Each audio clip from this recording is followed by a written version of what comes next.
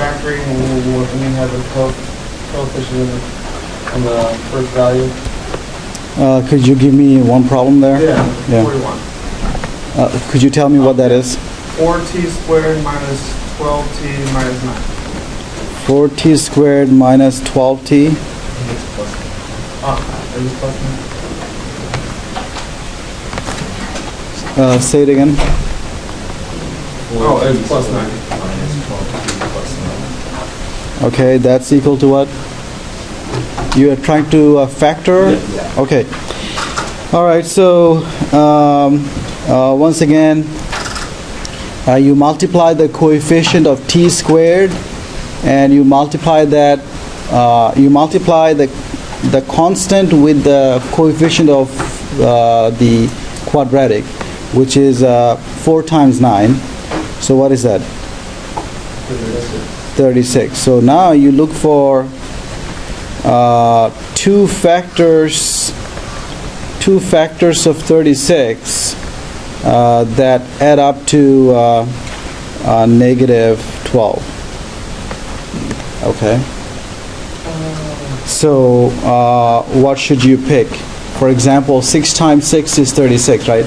But you need to take negative 6 times negative 6. Yes, negative 6 times negative 6 is 36, which add up to negative 12. So I can pick A to be negative 6 and B to be negative 6. So here we are going to write it as 4t squared minus 6t minus 6t plus 9. And now I can factor out 2t from the first two terms. If I do that, what do I get? 2t minus what? 3. And from the second two terms, you can factor out a negative 3, and then what did you get? 2t minus 3, right? And after that, now there are two terms, and 2t minus 3 is the common factor. So you can factor out 2t minus 3, and what you get is 2t minus 3. In fact, what you get is 2t minus 3 whole squared. We could have done this problem a little bit differently, which is applying the a minus b squared formula. I could also get there, okay, but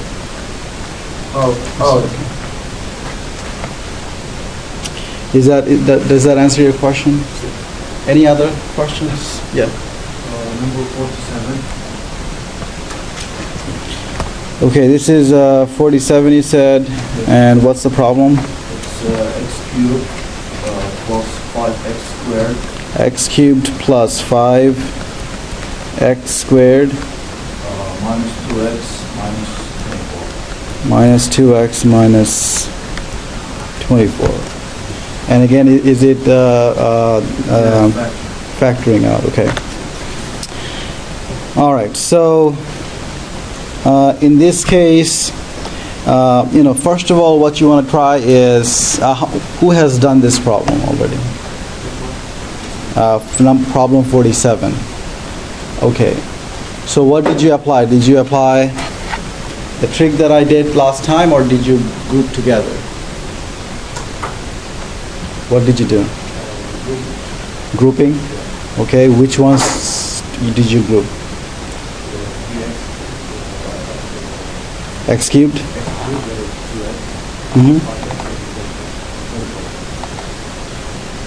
Okay, so what did you factor out though?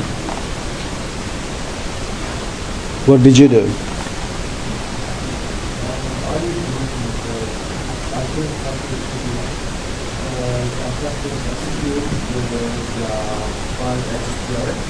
Yeah, so you're going to factor out x squared.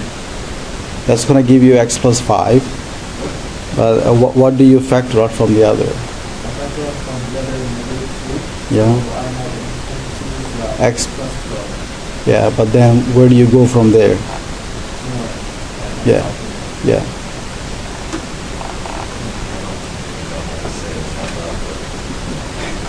Okay. Yeah, so you applied the same trick that we did yesterday. Yeah. So what you notice here is that the reason I asked you the question, because see, he grouped together the first two and the last two. It didn't work out. You grouped together every other term. That didn't work out, I think, because after you factor out the first step, then you get stuck because there is nothing to do. So what you have to apply is the same trick that we did yesterday. Remember, what did we do yesterday with the cubic polynomial? We tried to find a root, right? We tried to plug in numbers for x and see if we get 0. So let's plug in 0 for x. Do I get 0? Plug in 1. Do I get 0? If you plug in 1, do you get 0? Okay, if you plug in -1, do you get 0? Okay, if you plug in 2, what do you get? You get 0? Okay, so then, so what's going on here? So if I, let me call this P of x, okay? Let me call this P of x. So notice that P of 2 would be 2 cubed plus 5 times 2 squared minus 2 times 2 minus 24, right? And that's equal to what? Well, 2 cubed is 8, right? So it is 8 plus 20 minus 4 minus 24, right? And that reduces to 0. So that tells you that 2 is the root of this polynomial, okay? We say that 2 is a root. So 2 is a root of the polynomial P of x. It means that P of 2 is 0, right? Now, when you have a root, what can I say? Because 2 is a root, I know that x minus 2, x minus the root is a factor of P of x. Okay, x minus 2 is a factor of P of x. It means that x minus 2 divides P of x. When you divide P of x by x minus 2, the remainder will be 0. Okay, and in other words, the meaning of this, when I say that x minus 2 is a factor of P of x, it means that P of x is equal to x minus 2 multiplied with something. Okay? That's what it means to say x minus 2 is a factor of P of x. Now, what we need to do is find out the other factor. We know one factor, x minus 2. So what's the other factor? The other factor would be quadratic, right? Because it's a cubic polynomial, the other factor in the dot dot dot would be quadratic. So how do I find that? Polynomial division, right? So yeah, so let's do polynomial division. X minus 2 is the divisor, right? And what's the polynomial again?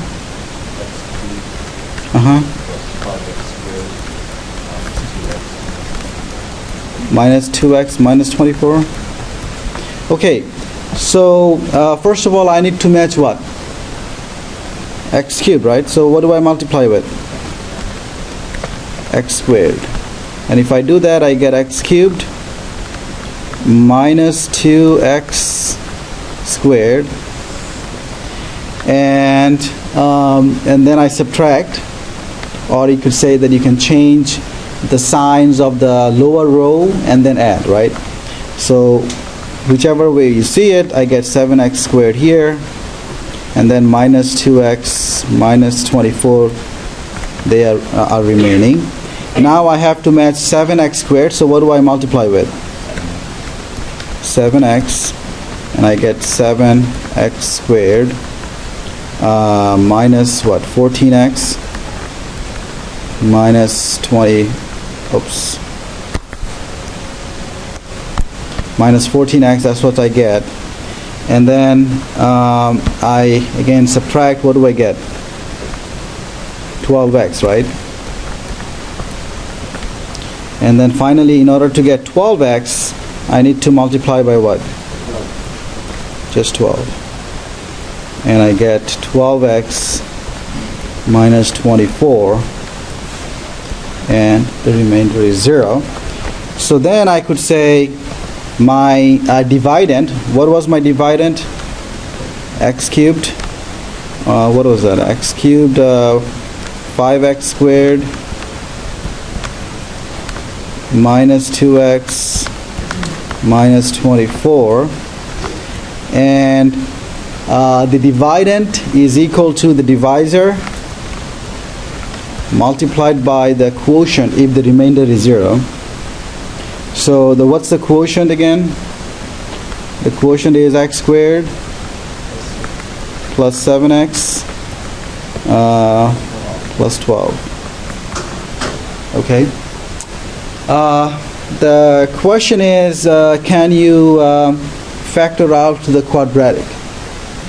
The x squared plus 7x plus 12. Can that be factored out? Okay, how?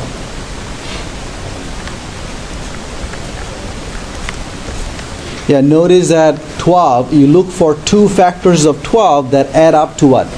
7. And what are the factors of 12?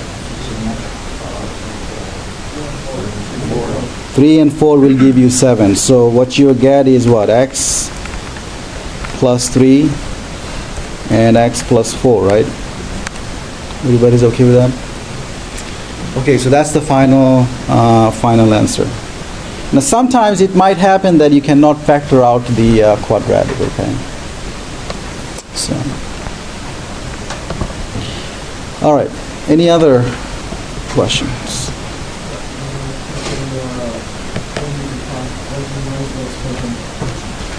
Okay, 105. Go ahead, tell me what that is. Say again. 2 over 3 minus just 5? Okay. The question is rationalize this. So what was our trick? So you multiply by the conjugate divided by the conjugate, right? So it's 3 plus root 5, 3 plus root 5, and then if you multiply out now, you get 2 times 3 plus root 5. Notice that I didn't multiply out, but in the denominator I will multiply out. So the whole reason we are multiplying by the conjugate is that in the denominator we don't want root. So you have to multiply out there. So if you multiply out in the denominator, what do you get? Well, it's like having a minus b times a plus b, right? So what is that? 3 squared, right? It will be 3 squared minus root of 5 squared, right? If you multiply out. So I'm using a formula here. A minus b, a plus b is a squared minus b squared. If you don't like that, just multiply out, FOIL, right? You guys heard the word FOIL, just multiply out. And so what do I get? I get 2 times 3 plus root of 5. And that would be divided by 9 minus a 5, right?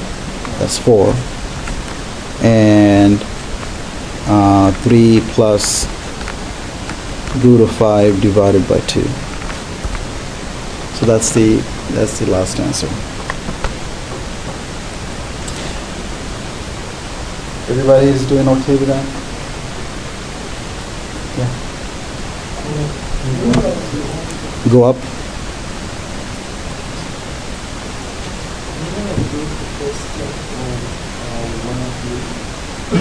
103? Yeah. Okay, just let him finish and then I'll start that.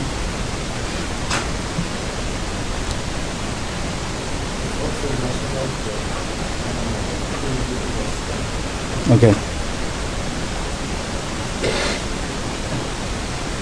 Okay, so go ahead and tell me what the, you said 103, right? Yeah. What's the expression? X square root of x. X square root of x, like this? Yeah. Uh-huh. Minus 8 -8, over x minus 4. x minus 4. Yeah. Okay, so in this case, what you want to do is you want to multiply by x root x plus 8 divided by x root x plus 8. Okay? So once again, what you have here, you can think of this as a and b here. So this is like having a minus b and a plus b, right? So once again, if you multiply out the numerators, you're going to get the square of the first minus the square of the second. And in the denominator, I am not going to do anything, just write x minus 4 x root x plus 8. Okay? Then, what do I have here then? I have x squared times x, right? So that's x cubed minus, that's 64. Okay, 64. 64, is that the same as 4 cubed? There is a reason why I'm writing it that way, because I can factor it out. I can cancel out that x minus 4. Is that making sense? So 8 squared is 64, and I'm writing 64 as 4 cubed. Okay? So then I have x minus 4, x root x plus 8. Again, the reason I did that is I want to cancel out that x minus 4 in the denominator, yeah? Say it again? Oh, because you get x root x squared, right? So if you have x root x squared, that's the same as x squared times root x squared, right? You square each factor, right? And then this is x squared times x, right? Which is x cubed. Is that okay? Yeah, all right. So here then, x cubed minus 4 cubed. Remember I gave you a cubed minus b cubed formula yesterday. So what was that? A cubed minus b cubed is the same as a minus b multiplied with a squared, yeah, plus b squared. Very good. So if I use that, think of x as a and 4 as b and apply this formula. So what do you get? You get x minus 4 and x squared plus 4x plus 4 squared, which is 16. Very good. So this is x minus 4 x root x plus 8, and I can cancel out the x minus 4, and I'm left with x squared plus 4x plus 16 divided by x root x plus 8. Yeah.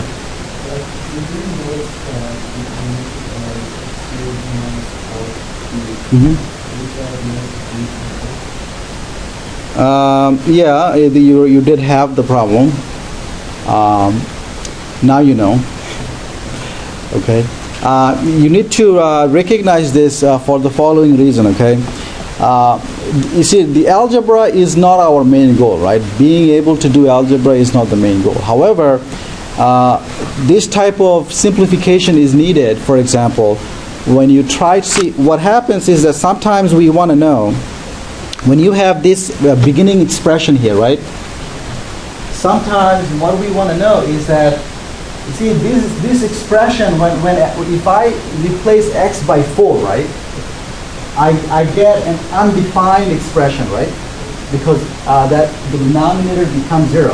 But notice that the numerator becomes 0 as well if I plug in 4, right? So I get 0 divided by 0, right? Which is an undefined expression. However, if I think of this as a function, I want to know when x is very close to 4, how close is this function to a number? So I want to know as x gets closer and closer to 4, what happens to this quantity, okay? And it turns out that if I want to know that, if I do this algebra, I can figure that out, because now if you replace x by 4, you don't get undefined, right? Am I making sense? Yeah. So if I plug in 4 now, I'm going to get a number. What is that number? Well, what that number is that, let me maybe do it here. So what happens, for example, let me give you an example. Let me give you an example. This is a digression, okay? Maybe I'm going ahead of myself. So suppose that I have this expression x squared minus 4 divided by x minus 2. This is a simpler expression than the other one. Notice that if I plug in x equals to 2, what do I get?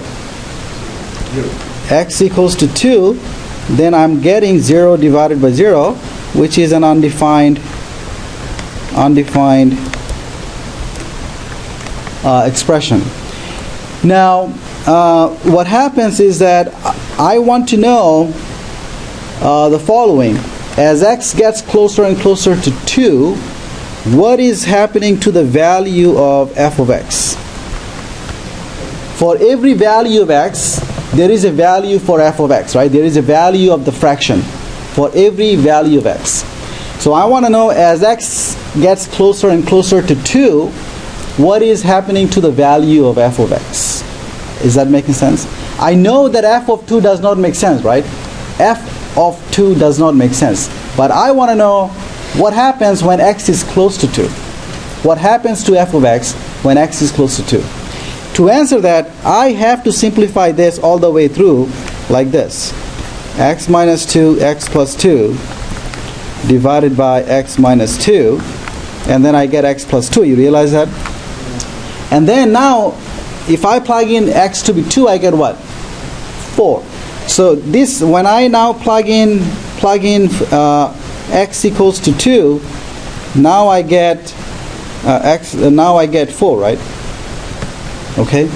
And what is the meaning of that 4? It means that when x is close to 2, the fraction has value close to 4. When x is close to 2, the fraction has value close to 4. In fact, the reason I picked this fraction is because I know the graph of this fraction. The graph of this fraction looks like the following. Okay, it looks like the graph of x plus 2. It looks like this. It's a straight line. Okay, and it has a hole at 2. Okay, so if this is 2 here, so the straight line together with the hole, that's the graph of the fraction. Am I making sense? Because the fraction is undefined at 2. What's the difference between x plus 2 and the fraction? What's the difference between the two? So they are the same. They have the same, because we said these are equal, right? They have equal values, but as long as x is not equal to 2. Because when x is 2, they have, one of them does not make sense, the other one is 4. These two quantities, x plus 2 and the fraction, they are equal as long as x is not equal to 2. So that's why the graph of the fraction is the same as the graph of x plus 2, except that you have a hole at 2. So now notice that the height here is 4. Whoops. The height here, I don't know what's going on. The height here is 4, okay? And so when x is close to 2, so when x is nearby 2, okay, the value of f of x is nearby 4. Am I making sense? We are going to talk about those things later. But again, so we are going to do this type of things with this type of functions as well. See, now we had this fraction here. We had this fraction here, right? Suppose that I need to know that, okay, this fraction does not make sense when x is 4, right? However, I want to know the following: when what's the value of this fraction when x is close to 4? Not equal to 4, but close to 4. And I can answer that by simplifying all the way up here, right here, and then plug in 4. Am I making sense? All right, so you don't have to worry about it right now. We're going to get there soon. My point is, when we are doing these algebraic manipulations in this review, our goal is not to do algebra, right? We are going to do something else, and for that something else, if you don't cancel out x minus 4, you won't be able to do that problem. Okay, so that's why it's important to know this cancellation.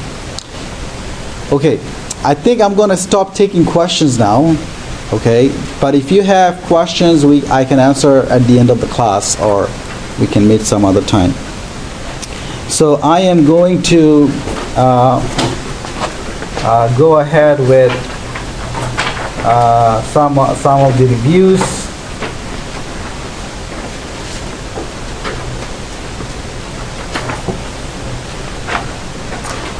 All right.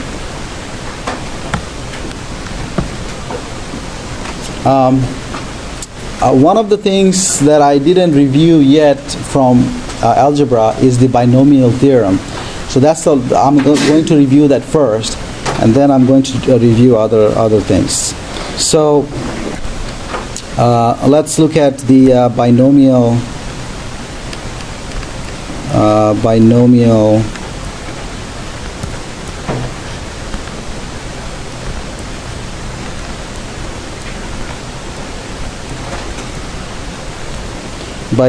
theorem. So what is that?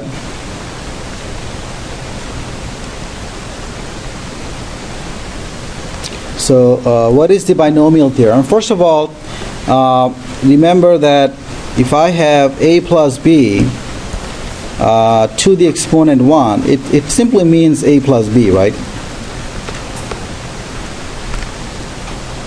If I have a plus b to the 0, what is that? It's just 1, yeah? Okay, if I have a plus b squared, what is that? A squared plus 2ab plus b squared, right? Here, a and b could be negative, it still works, okay? So, now, let's look at a plus b cubed. A plus b. What's the meaning of a plus b cubed? You multiply a plus b how many times? 3 times. And what you get is a cubed plus 3a squared b plus 3ab squared plus b cubed, right? I'll do one more here. Let's say a plus b to the 4. And what is that? A to the 4, 4, a cubed b, right? Plus 6 a squared b squared plus 4 ab cubed plus b to the 4, right? And the question is, hey, how about a plus b to the 5? How about a plus b to the 6? How about a plus b to the 1 million? Okay. And the answer is, so my point is there a general formula for any power of a plus b? And the answer is yes. But in order to write down the general formula, I have to start with some notations. So first of all, 0 factorial would mean 1. So if you write 0 factorial, it means 1. If you write 1 factorial, so this notation means factorial. Okay, it's called 1 factorial. 1 factorial is 1 as well.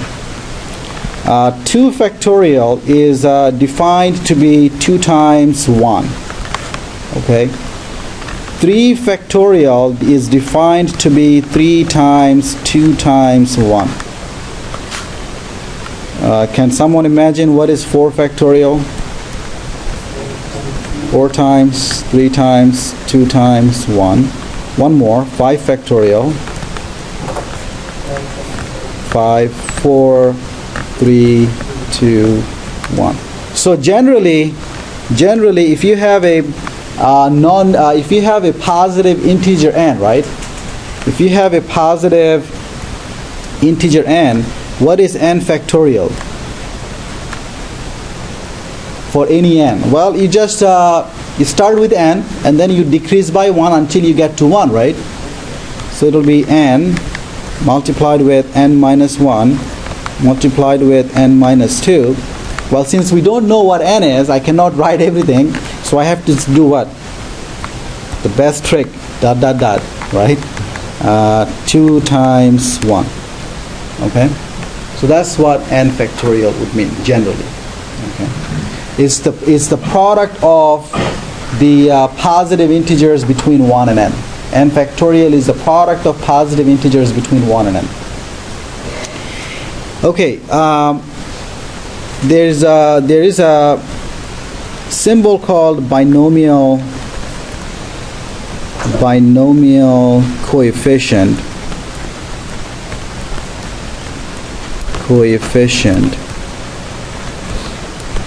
So what is the binomial coefficient? The binomial coefficient is written as nk inside of parentheses in this way. We say n choose k. Okay, I'm not going to explain why do I say that yet. But this symbol, the definition of this symbol, it means that you have n factorial divided by k factorial multiplied by n minus k factorial. Is everybody okay? Is that making sense? Okay, that's just the definition of n choose k. So this symbol, it's called the binomial coefficient. It simply means n factorial divided by k factorial times n minus k factorial. And the a plus b, if I have a plus b to the exponent n, okay, we can write this in the following way. N choose 0 a to the n plus n choose 1 a to the n minus 1 times b, okay, plus n choose 2 times a to the n minus 2 times b squared. Okay, and again I cannot write all the terms, dot dot dot, plus what would be the last term? Well, what is that? One of the middle term would be what? It will be n choose k a to the n minus k and b to the k plus dot dot dot. The last one is n choose n times b to the n. Whoops. b to the n. Okay, so that's the general, this is called the binomial theorem. This is the general formula for a plus b to the n. Of course, you usually work with specific values of n, like 1, 2, 3, 4, 5, 6, and so on. Let's see if it works actually. Let's look at a plus b to the 4 and apply this formula. See if we get the same thing. So what is a plus b to the 4? That should be what? N is 4 now, right? So it will be 4 choose 0 times a to the 4 plus 4 choose 4 choose 1 a to the 3 times b plus 4 choose 2 a squared b squared plus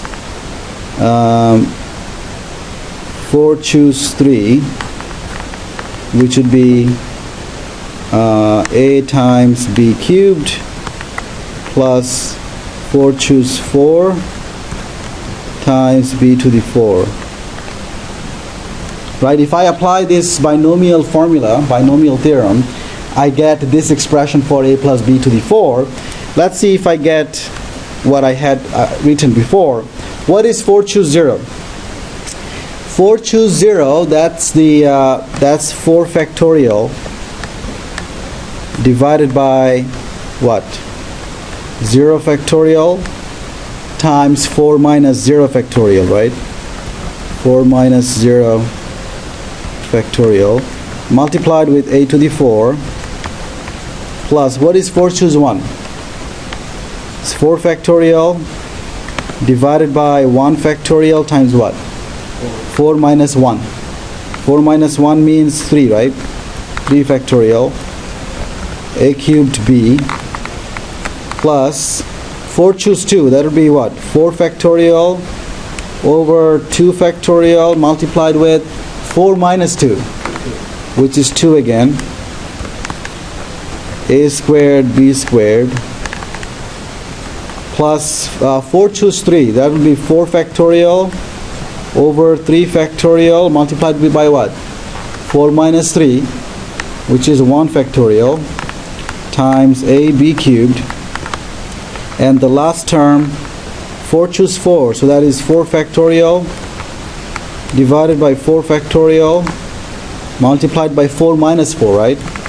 Which is 0 factorial times b to the 4, right? Now, do I get the same numbers? What is 4 factorial divided by 0 factorial times 4 factorial? 1. Remember, 0 factorial is 1. So this would be a to the 4 plus, what's the second? Do I get 4 there? 4 factorial divided by 3 factorial. That's equal to 4, right? 4 factorial is 4, 3, 2, 1. 3 factorial is 3, 2, 1. Cancel out, you get 4. So you get 4 a cubed b plus, in the middle one, do I get 6? What is that? 4 factorial. So 4, 3, 2, 1, right? Divided by what? 2 times 2. 4, 3, 2, 1 divided by 2 times 2, right? What is that? 6. 4, 3, 2, 1 over 2, 2, right? Realize that? So that's going to be 6 a squared b squared, and this one here is going to be 4ab cubed, and the last one is b to the 4, and I did get the same thing as I said before. Okay. Now, there is an easier way to sort of figure out this coefficients like 4, 6, 4. There is an easier way to figure out those coefficients if the exponent is not too big. So there is the following trick. This is called Pascal's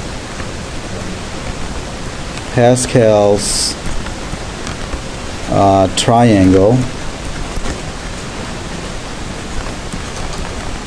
So what that is that first of all, I am going to write 1, okay, and then I'm going to write 1 and 1, Notice that 1 is the one. When you look at a plus b to the power 0, that's 1, right? So that's where the first one comes from.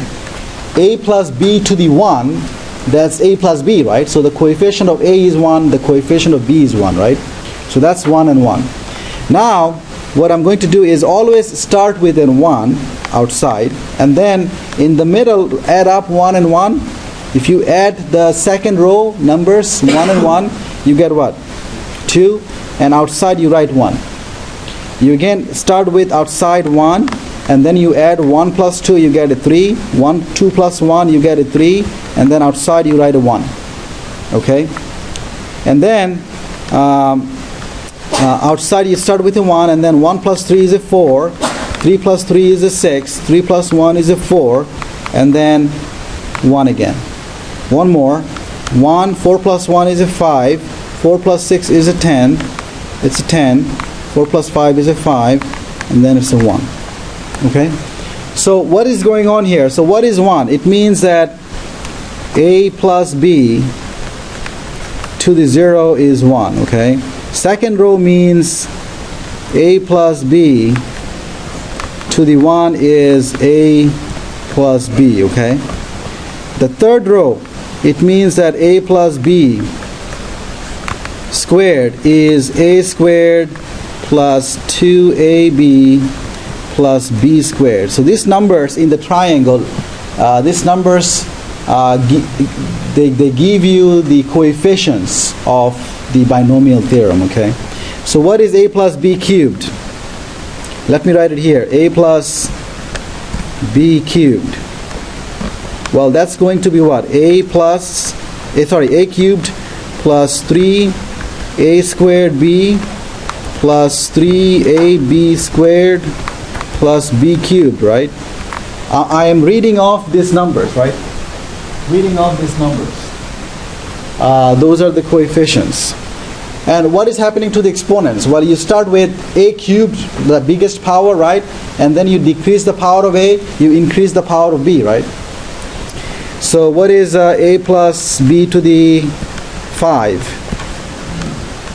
Well, that's going to be a to the 5, and then 5 a to the 4 times b, and plus 10 a to the 3 times b squared plus 10 a squared b cubed plus 5 ab to the 4 plus b to the 5. So you can read off those.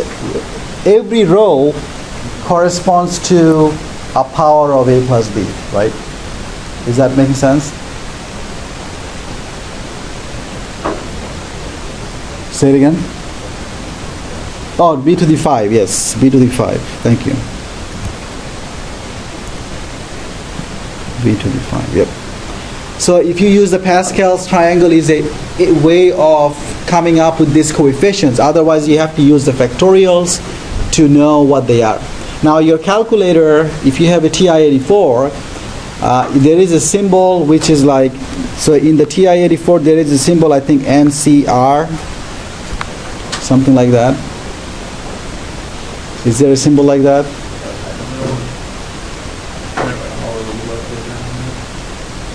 Oh, you have to go to the math and then you have to find it. You can use that to evaluate the binomial coefficient. But again, we are not going to really use it all that much, so I'm not going to bother showing you how to use the calculator to come up with these values. Okay, you don't really need them. But usually in the course we are not going to need more than a plus b to the 5. Okay, so. All right, so that was the last thing that I wanted to do from the review of algebra, and we are done with that. Any questions, anybody? How many of you have finished the algebra homework? Very good. If you didn't finish, well, you'll be in a lot of trouble going on. Okay, make sure you know how to do this. If you don't know how to do them, if you're stuck with them, if you're somebody who has no clue how to do the algebra review problems, that's an indication that you might need to go back to college algebra. Okay. If you cannot handle algebra, there is a very good chance that you cannot be successful in the course. So do them. If you get stuck with them, you can ask me, and the sooner the better. Okay. All right. The next thing that we want to review is a little bit of analytic geometry. Okay, which is basically about facts about straight lines and circles.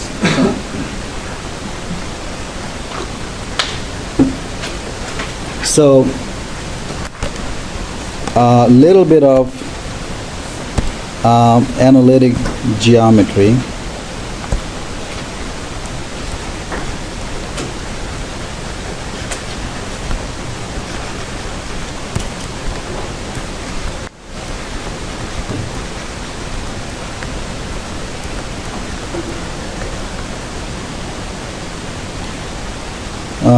Okay, so straight lines. So let me make a coordinate system here.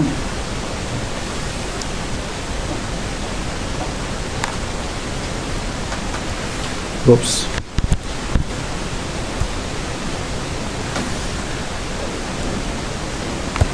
So let's say this is the x-axis and this is the y-axis. So this is the xy coordinate plane. And let's say I have a straight line. So this is a straight line here. And let's pick 2 points on the straight line. Let's say I have these 2 points. And let's say the coordinates of the points are given by the following. The first one, let's say, is a point. The coordinates of the first point is, say, x1, y1. And the coordinates of the second point is, let's say, x2, y2. Now, what's the slope of this straight line? Well,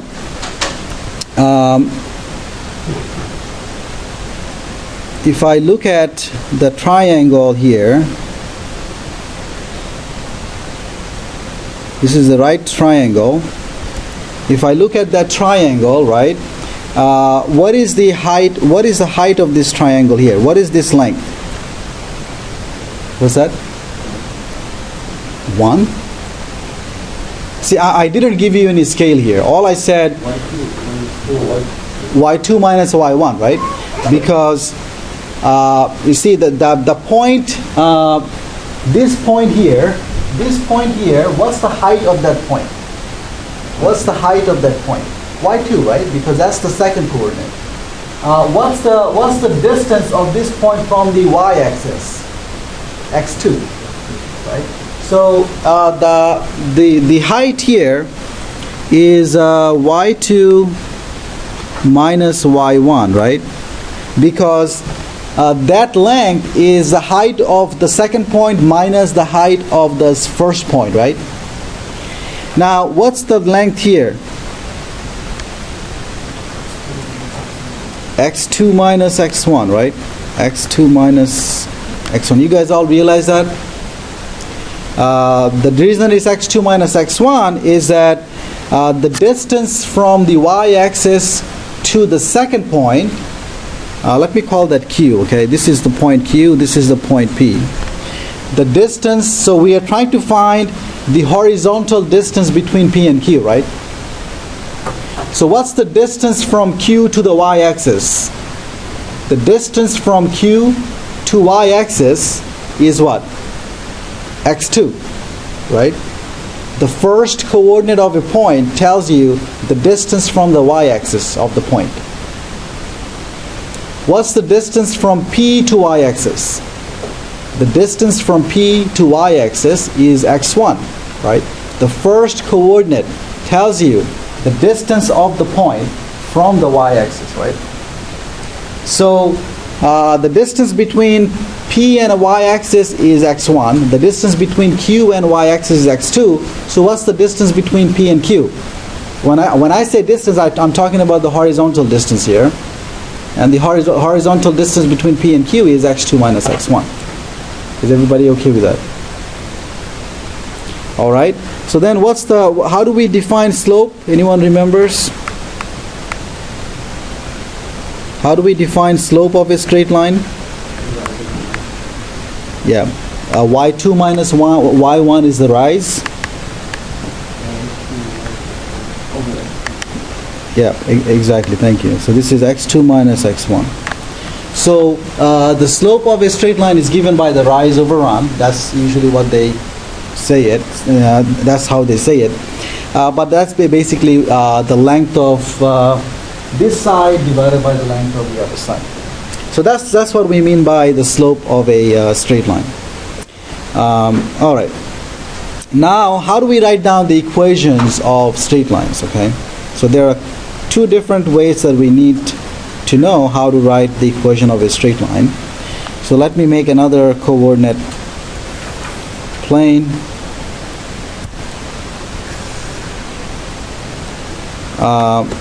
Let's say this is the x-axis again, this is the y-axis.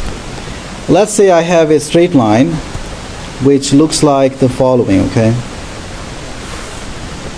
So let's say this is a straight line that I have, and let's say that this point here, the height of that point, the point where the straight line crosses y-axis, that point, let's say the height of that point is, say, b.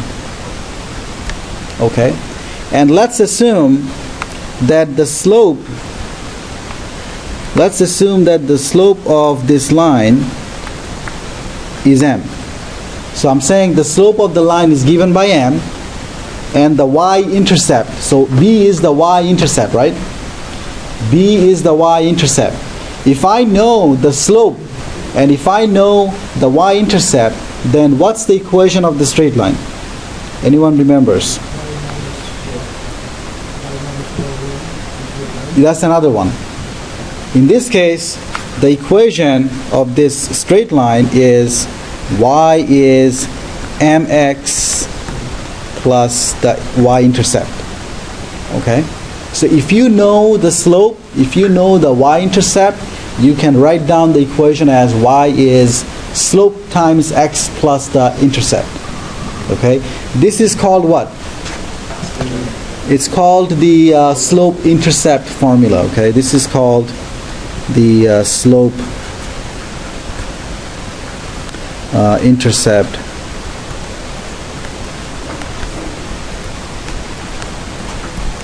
formula.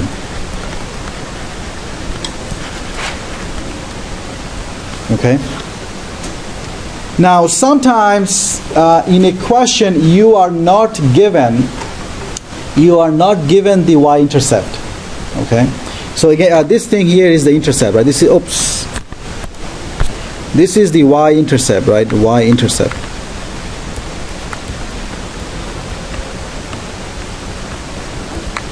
Now, sometimes you are not given the y-intercept. So in that case, what do you do?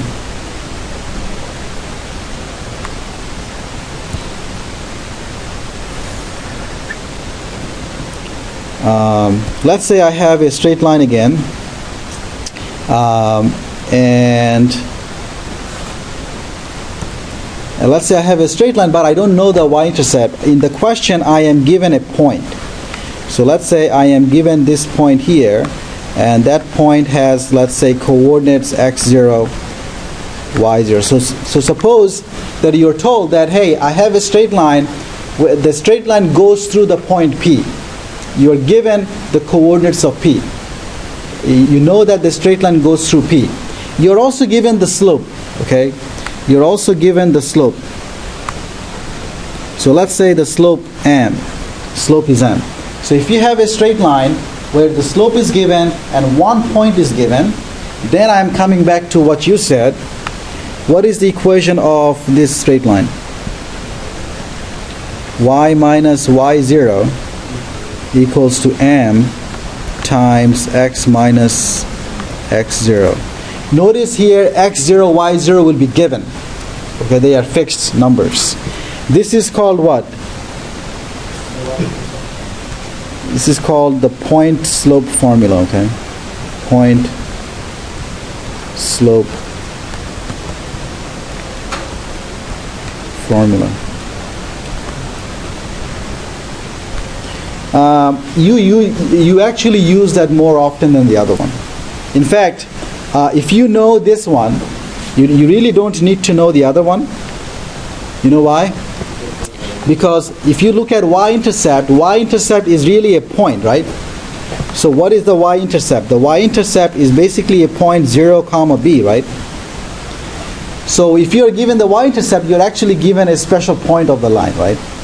So if you know the second formula, you really don't need to know the first one.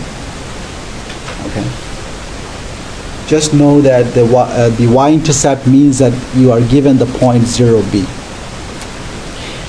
Okay, so that's the point slope formula for the straight line. Let's do some examples.